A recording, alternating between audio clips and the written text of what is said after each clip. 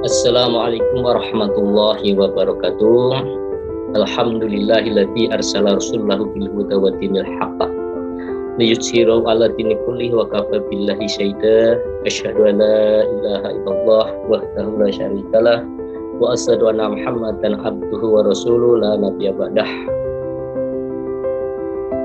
Bapak Ibu yang dirahmati Allah, puji syukur mari sama-sama kita panjatkan kehadirat Allah Subhanahu wa taala, Zat yang maha agung, yang maha kuasa, yang mengetahui apa yang kita nampakkan dan apa yang kita sembunyikan.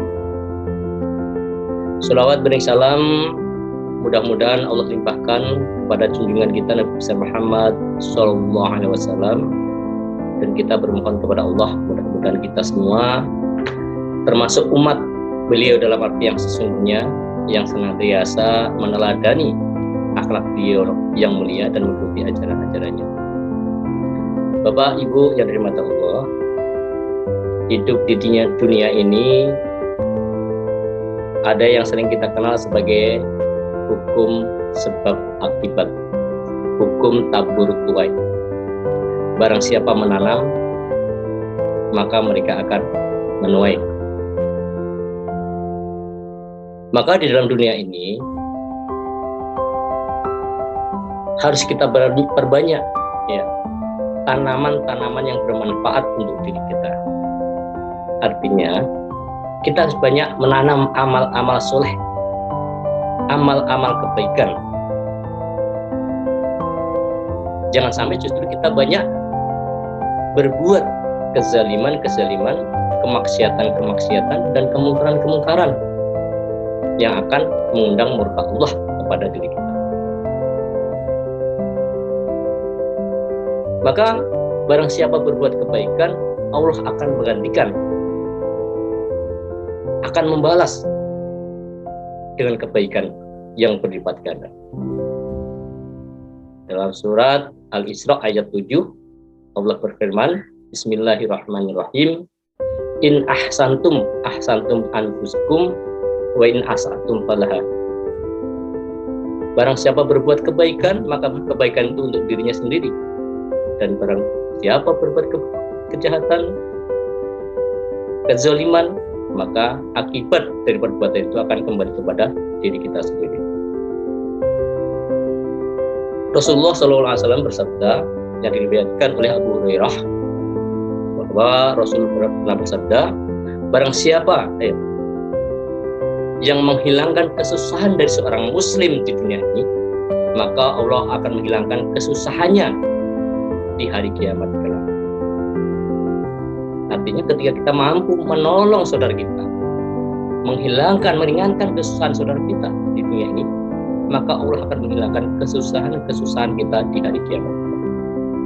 Karena ketika kita susah di hari kiamat kelak, tidak ada saudara kita yang bisa menolong kecuali amal kita, dan Allah Subhanahu wa taala yang bisa menolong kita. Dan selanjutnya, barang siapa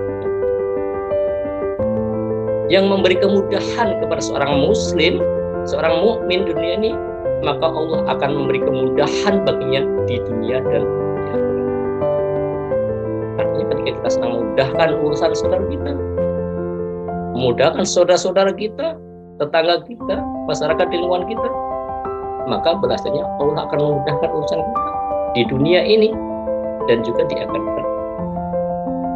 Mungkin orang yang kita tolong tidak akan bisa menolong kita kembali, tapi Allah punya cara untuk menolong kita, untuk membalas kebaikan-kebaikan yang kita lakukan tadi.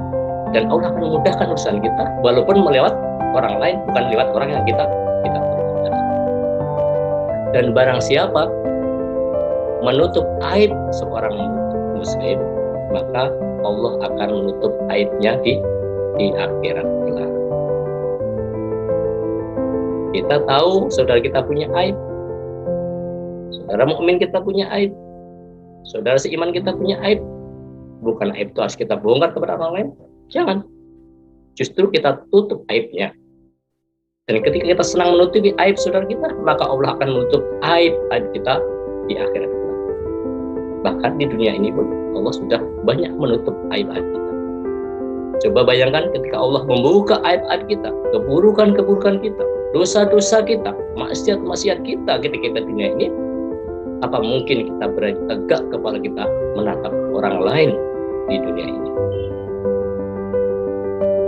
Kita merasa dianggap baik di masyarakat ini bukan karena amal kita udah terlalu banyak, bukan kita udah terlalu baik, bukan, tapi karena Allah menutup aib-aib kita sehingga orang tidak tahu kelemahan-kelemahan kita, kejelekan-kejelekan kita, maka kita masih bisa berani berjalan ya,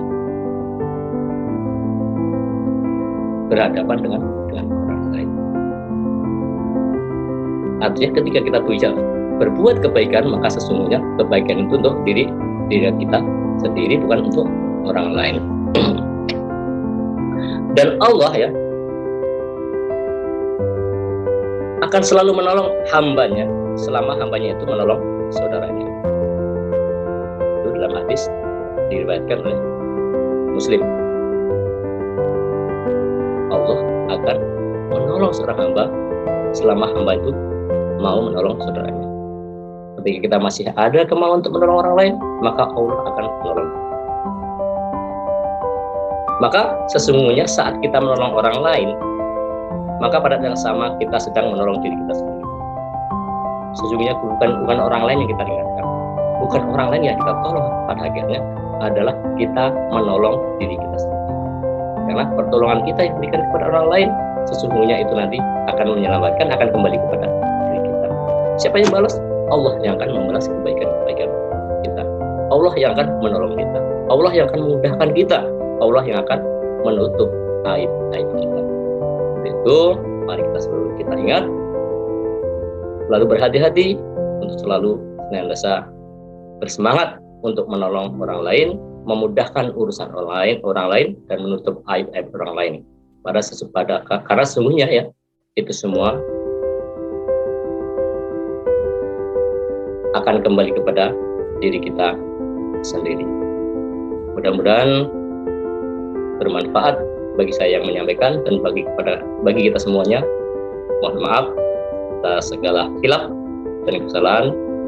Wallahu a'lam bishawab. Assalamualaikum warahmatullahi wabarakatuh.